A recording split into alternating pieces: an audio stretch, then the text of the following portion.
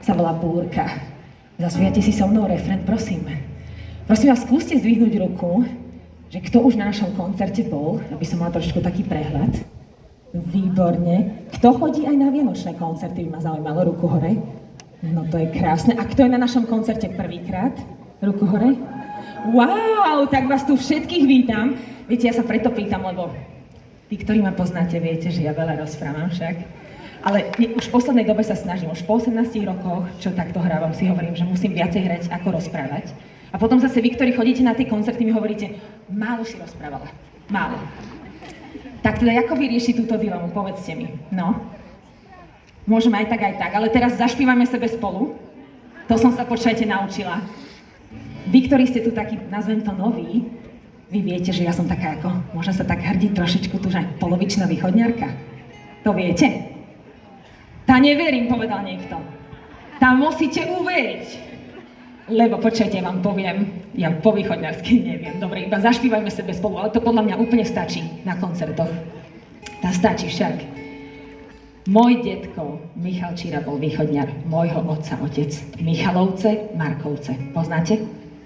Michalovce poznáte, ale Markovce poznáte? No.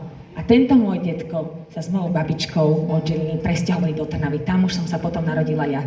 Ale zase Západ hovorí, že dáva ale nejak strašne veľa energie. Odkiaľ len tú energiu má?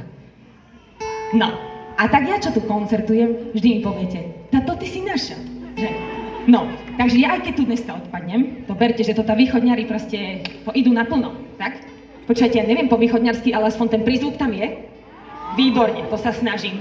Čiže Búrku si vieme zaspievať aj po východňarsky, ale najprv môžeme normálne. Chceme tak normálne? Vy, ktorí ste noví, tak dáme, že normálne, dobre? Potom vás naučím aj tú fintu východňarskú. V búrke volám. To budete spievať vy, dobre? Je to trošku vysoko. Ale keď sa spojíte, tak to bude úplne parádne. Skúsme. V búrke volám. Nevládzem ísť. V búrke hľadám. Mal by si prísť, v búrke mám strach. Dobre, čiže iba v búrke volám, v búrke hľadám, v búrke mám strach. Ostatné dospievam ja. Môžeme sa tak dohodnúť? Tak zašpívajme. V búrke volám, v búrke nevládzem ísť vy, v búrke hľadám. Výborne. Mal by si prísť. Výborne, a keď aj hrám, nemôžem vám všetko aj ukazovať, dobre? Že v búrke volám, v búrke hľadám, v búrke mám strach. Spolieham na vás, poďte a... Výborne! Nevládzem ísť. Fantázia! Mal by si prísť. Výborne. Počujete, v každom meste sa vždy dohadujem, že akou intenzitou budete spievať vy, tak takou budem spievať aj ja. Viete, tak potom to tak vyzerá, že...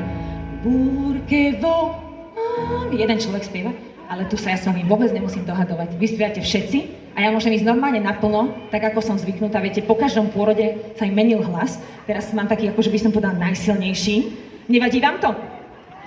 Lebo vy idete tak mocne, že aj ja si to potom môžem dovoliť. Čiže ešte raz.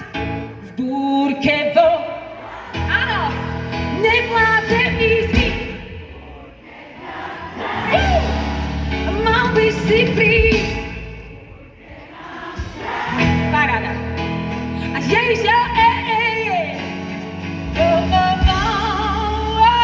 dobre, ja to potom dospievam. Každopádne, toto je jedna z našich najromantickejších pesničiek, aké máme. Napísaná v roku 2008. Môj manžel napísal hudbu, ja text. Dnes pre vás Košice. Búrka!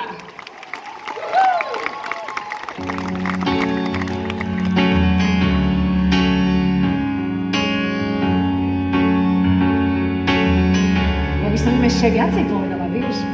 Že sme sa vtedy v štúdiu stretli, až keď som mala 19, vieš? A jak si potom mi povedal, že tu si sadni na stoličku, ja ti niečo zahrám. A hral tieto akordy. Nevadí, môžeme ešte niečo rozprávať? A predstavte si, ja som potom, v ten večer, ako mi to zahral, som išla domov z Bratislavy pekne, trolejbusom, autobusom, vlakom, autobusom, ku nám domov do Dolných Lovčíc, to je taká maličká dedinka pri Trnave. Ja som ani nespala, ja som proste si sadla za klavír, ja som hrala, až som prišla na toto. Sú dní, keď v nás láska horí.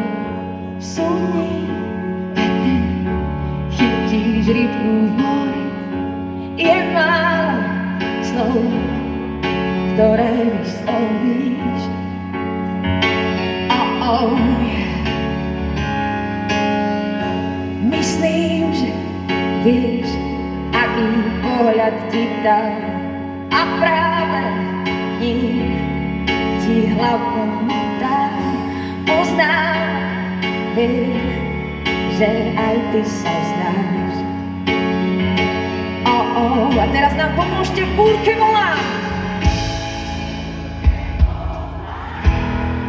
A nevládzem ísť, mal by si prísť.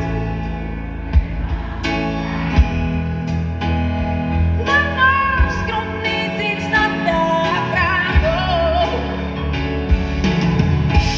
V búrke volám. Nevládzem ísť, mal by si prísť.